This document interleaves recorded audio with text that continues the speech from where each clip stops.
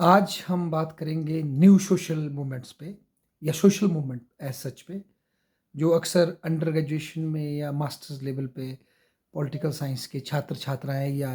सामान्य स्टूडेंट्स जो कि तैयारी करते हैं उन्हें ये फेस करने पड़ते हैं टॉपिक। तो इसके विषय में एक जनरल हम टॉक करेंगे। न्यू सोशल मूवमेंट या सोशल मूवमेंट का जो कंसेप्ट है जो आज हम पढ़ रहे हैं, ये शुरुआती दशकों में नहीं था। इसकी ये जो टॉपिक जो डेवलप हुआ, इसकी प्रॉपर अंडरस्टैंडिंग हमें 1980 के बाद के दशकों में यहाँ भारत में होनी शुरू हुई। हालांकि इसकी शुरुआत जो है यूरोप से होती है, और ईपी थॉमसन जिन्होंने की इतिहासकार, ब्रिटिश इतिहासकार, जिन्होंने history of the British working class लिखी और हिस्ट्री फ्रॉम बिलो की बात की। स्कॉट, जेम्स स्कॉट, जिन्होंने वेपन ऑफ द वीक नामक पुस्तक लिख करके जो किसानों के जो ऑर्डिनरी डे बाय डे के स्मॉल स्मॉल जो रेजिस्टेंट एफर्ट होते हैं सत्ता के खिलाफ, शासकों के खिलाफ, जो उनका पैसिव रेजिस्टेंस होता है, जिसमें वो डायरेक्ट तो रेबेल नहीं करते पर इनडायरेक्टली अपने छोटे छोटे डिसओबेंस के एक्ट से सत्ता को गिराते हैं, उसका विरोध करते हैं। उसके कॉन्टेक्स्ट में को देखते हुए भारत में भी रंजीत गुहा का जो वर्क आया और उसमें जो सबाल्टर्न स्टडी की शुरुआत हुई भारत में, उसके पश्चात रामचंद्र गुहा ने अपनी पुस्तक अनक्वाइंट वुड्स में चिपको आंदोलन का जो व्याख्या की। इसके पश्चात हमारे देसाई और एक और हमारी महिला हैं, उन्होंने मिलकर एक जॉइंट वर्क लिखा। कैथलीन गॉग का काम मिलता है। और बाद में जाकर के ये हमारी गेल ओम्बिट, जो कि मार्क्सिस्ट लीनिंग की विचारधारक थी, पर बाद में आकर के उन्होंने जब अम्बेडकराइट फॉलोइंग पर गई तो उन्होंने फिर आइडेंटिटी पे चलेगी और मार्क्सिज्म के हार्ड फास्ट रूल्स को त्याग दिया। पर उन्होंने भी न्यू सोशल मूवमेंट्स पे फोकस किया। इसके अतिरिक्त और भी बहुत से विद्वान हैं जिन्होंने कि 1980 के दशक के बाद भारत के कॉन्टेक्स्ट में न्यू सोशल मूवमेंट्स या सोशल मूवमेंट्स एज सच की कंसेप्चुलाइजेशन की। और मज़े की बात है, जब इसकी कंसेप्चुलाइजेशन की गई और जब इस नए जो ज्ञान का एक दृष्टिकोण मिला, जब इससे हमने अपने इतिहास को बैक देखा इन विद्वानों ने, तो इन्होंने आज़ादी के समय जो कई ऐसे आंदोलन चले थे जिसको कि न्यू सोशल मूवमेंट के या सोशल मूवमेंट के चश्मे से नहीं देखा गया था, उनको भी बैक डेट से देखना शुरू किया, उसकी अंडरस्टैंडिंग डेवलप हुई। क्योंकि न्यू सोशल मूवमेंट बेसिकली जो मेन स्ट्रीम के जो आंदोलन थे, भारत छोड़ो आंदोलन, सबने अवज्ञा, असहयोग आंदोलन, उससे इतर कोनों में चलने वाले या उतने ज़्यादा राष्ट्रीय महत्व से ना देखे जाने वाले, या जिन्हें राष्ट्रीय इतिहासकारों ने, जैसे कि जिन्होंने भारत के इतिहास का राष्ट्रीय एक प्रोजेक्ट सत्ता के दायरे में लिखा, जैसे कि विपिन चंद्रा हों, उन्होंने जिस तरह से जो गांधी जी के जो मेन आंदोलन थे उनको लॉयनाइज किया या कांग्रेस की एक्टिविटीज़ को ही लॉयनाइज किया, तो उस समय ये डोमिनेंट मोड था कि इतिहास जो है शासक वर्ग के दृष्टि से लिखा जाएगा। और उसकी अपोजिट मार्क्सियन स्कूल ने, जो है सुमित सरकार और जो उनकी पार्टी थी, उनके और विचारक थे उनकी तरह, उन्होंने लेफ्ट विंग के एजेंडे से इतिहास को पूरी तरीके से लिखा। तो ऐसे में ये लोग भी आए जिन्होंने नीचे से इतिहास को लिखना शुरू करने का प्रयास किया। तो जब इसको पॉलिटिकल साइंस में जब इसको स्टडी किया गया, हिस्टोरियन ने इसको स्टडी किया, सोशलॉजिस्ट स्टडी किया, तो ये पाया गया आज़ादी से पहले जो तेलंगाना में जो लेफ्टिस्ट लीडरशिप के साथ जो ये फार्मर्स ने निज़ाम के खिलाफ जो रेबल किया था और ज़मींदारों की ज़मीनें छीनी थी, स्टेट के विरुद्ध शस्त्र उठाए थे, उसको भी एक तरह से सोशल मूवमेंट, कम्युनिस्ट पार्टी की से इतर हुए लेफ्ट लीनिंग युवाओं की और किसानों की एक सोशल मूवमेंट देखा गया, जो कि ज़मींदारी व्यवस्था को ख़त्म करके तेलंगाना के इलाके में एक समतावादी खेती कृषि की व्यवस्था करना चाहते थे। तो ये न्यू सोशल मूवमेंट में इस दृष्टिकोण से आती है, क्योंकि किसानों के मुद्दों को उठा करके उसको सॉल्व करने का प्रयास किया गया। इसके पश्चात इसी तरह से तेभागा आंदोलन, जो कि आज़ादी के साथ और उससे पहले पश्चिम बंगाल और वर्तमान बांग्लादेश में चला, जहाँ मुजाहिरों ने अपने फसल के राइट के लिए स्ट्रगल करना शुरू किया और एक कॉन्शियसनेस को पैदा किया। सब्सिक्वेंटली वही कॉन्शियसनेस जो है कृषक प्रजा पार्टी में तब्दील हुई और उसने फिर लेजिस्लेशन पास करके मुजाहिरों के हक हकूक की ज़मींदारों से रक्षा करने की भी कोशिश की। ये भी एक न्यू सोशल मूवमेंट के इसको देखा गया कि ये भी बैक डेट से कि ये सोशल मूवमेंट का पार्ट थी। जबकि उस समय के इतिहासकारों ने, जब हम आज़ादी के तुरंत बाद अपना इतिहास लिख रहे थे, इन आंदोलनों को कहीं न कहीं राष्ट्रीय आंदोलन में सबस्यूम करने का या थोड़ा साइडलाइन हो जाते थे उनके दृष्टिकोण में ये आंदोलन। तो इनको एक अलग दृष्टिकोण से देखने की सोच पैदा हुई इस न्यू सोशल मूवमेंट से। इसके पश्चात जो आज़ादी के बाद जो भाषा के लिए जो आंदोलन लड़े गए, भाषा के नाम पे राज्यों की स्थापना के जो आंदोलन लड़े गए, जिसमें कि कोई बड़े नेशनलिस्ट लीडर नहीं थे, कांग्रेस पार्टी इसके विरोध में थी और भी राष्ट्रवादी जनसंघ पार्टी या ये लोग फॉर्मली इसको सपोर्ट नहीं करते थे, क्योंकि इनको एक विभाजनकारी या एक डिविसिव फोर्स के रूप में देखा राष्ट्रीय पार्टियों ने। तो ऐसे में ये जो आंदोलन चलाए, चाहे पोटी श्री रामतुल्लु हो या कई और लीडरशिप रही हो जिन्होंने कि भाषा के नाम पे राज्यों के लिए संघर्ष किया, ये भी एक लोगों की मूवमेंट थी कि अपनी कल्चरल आइडेंटिटी को, अपनी लिंग्विस्टिक आइडेंटिटी को के लिए लड़ाई करना। तो इनको भी आज अब हम न्यू सोशल मूवमेंट के एंगल से या सोशल मूवमेंट के एंगल से देखते हैं। इसी तरह से भूदान जो आंदोलन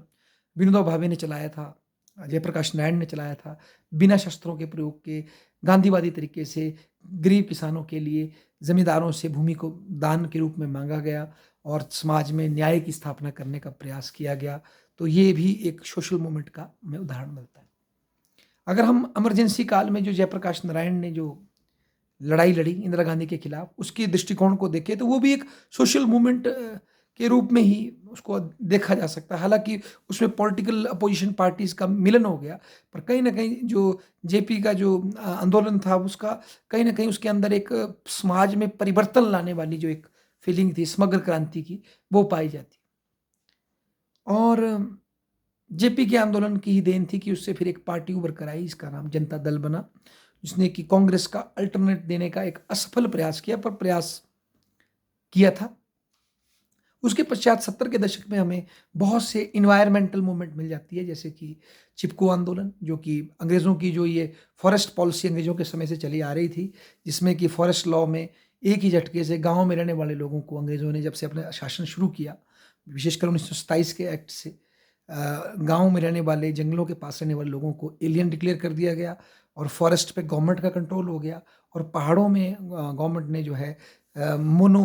प्लांटेशन शुरू कर दी ताकि लकड़ियों की एक्सट्रैक्शन की जा सके और किसानों लोकल पीजेंट्स को वहाँ से बाहर कर दिया। तो उसके खिलाफ जो ये आंदोलन चला था, चिपको आंदोलन, तो ये भी एक बहुत बड़ा उदाहरण है, जिसमें कि चंडी प्रसाद भाट ने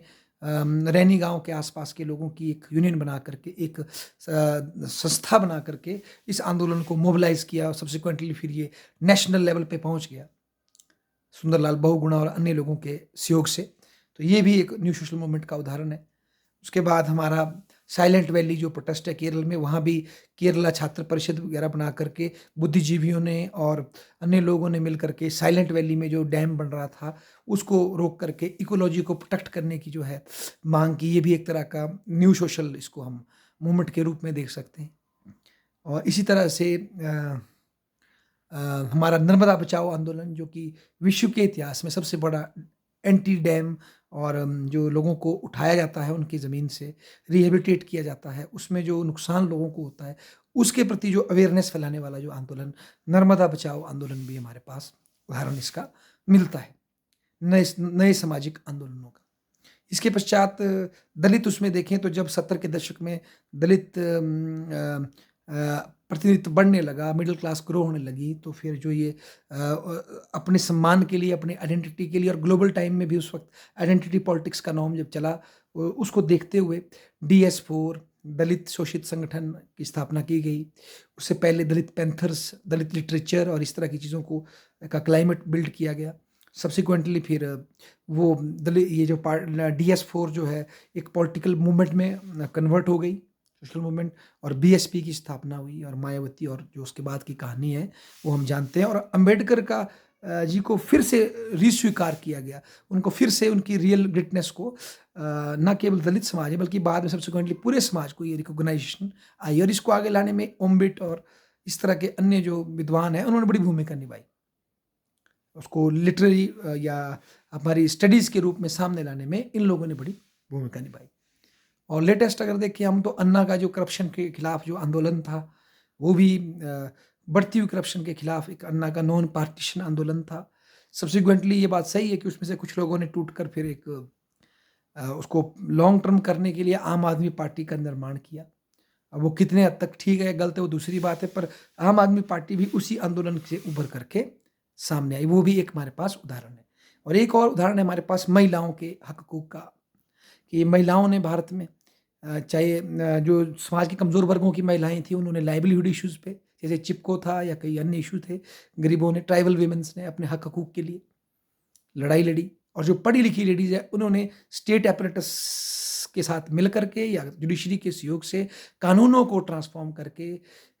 सब्सिक्वेंटली जो है औरतों की स्थिति सुधारने में बड़ी भूमिका निभाई। उसमें उन्होंने स्टेट को अपना कोऑपरेट किया, स्टेट के साथ स्टेट को मोबिलाइज़ किया, उसको अवेयर किया और स्टेट की ओपिनियन को चेंज करके समाज में लेडीज़ के हक-हकूक़ को एस्टेब्लिश करने का प्रयास किया। चाहे फिर वो एंटी डोरी एक्ट हो या फिर 50s का हिंदू सक्सेशन एक्ट हो, शाह बानो केस के बाद जो का जो प्रोटेस्ट हो, यूनिफ़ॉर्म सिविल कोड की माँग हो, या अब जो मुस्लिम वर्ग से जो महिलाएँ आज जो उभर कर सामने आ रही हैं, जो कि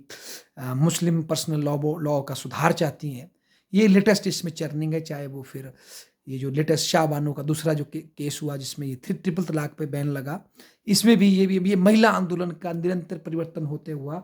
चरित्र है, जो कि अब अल्पसंख्यक महिला, विशेषकर मुस्लिम अल्पसंख्यक महिलाओं के हकूक़ के लिए भी सक्रिय हो रहा है। तो इस सब को हम सोशल मूवमेंट्स में देखते हैं। सोशल मूवमेंट्स की कुछ विशेषताएँ ये होती है कि वो किसी मेन स्ट्रीम पॉलिटिकल पार्टी से डायरेक्ट नहीं जुड़ती है और पॉलिटिकल पार्टी को जन्म दे सकती है, पर उससे जुड़ती नहीं है। सोशल मूवमेंट जब उठती है तो उस टाइम मेन स्ट्रीम उसको कॉग्नाइज़ नहीं कर पाती, उसको कॉमन पॉलिटिक्स में नहीं देख पाती, वो एक अलग छाप के रूप में पैदा होती है। सोशल मूवमेंट जो लिबरल डेमोक्रेसी, जैसे हमारे रजनी कोठारी ने कहा था कि सोशल मूवमेंट जो है बेसिकली वो जो लिबरल डेमोक्रेसी का जो एपरेटस है वो उसको चलाने में, उसको समझने में असक्षम है। सॉरी, रजनी कोठारी ने, क्लाउस ओफी ने कहा था यूरोप से कि भई ये सोशल मूवमेंट लिबरल डेमोक्रेसी के एपरेटस में जो वीकनेस रह गई है, उसके अंदर फाइट करने के लिए नया रास्ता निकालती है। रजनी कोठारी तो सोशल मूवमेंट को स्टेट की अपोजिशन में देखते थे, विशेषकर जो इमरजेंसी के दौरान जो एंटी स्टेट लेजिस्लेशन लिटिगेशन शुरू हुआ और ये जो people union for civil liberty और इस तरह की जो संस्थाएं बनी, वो उस कॉन्टेक्स्ट में इसको देखते हैं कि जो ये सोशल मूवमेंट्स है वो स्टेट पे भी ट्रस्ट नहीं करती कि स्टेट लोगों के सिविल एंड डेमोक्रेटिक राइट्स की प्रोटेक्शन करेगा। हैगरमास का ये मानना है कि सोशल मूवमेंट जो है वो इस बात का प्रूफ है, जो चाहे नई जेंडर की आ रही हैं या गे आंदोलन की जो आ रही हैं, है ना, ये इस बात का प्रूफ है कि क्लास अब एक एपरेटस नहीं रहा है, अब क्रॉस कटिंग बैरियर्स जो है नई मूवमेंट्स खड़ी हो गई हैं। तो ये न्यू सोशल मूवमेंट्स की कुछ विशेषताएं हैं। धन्यवाद।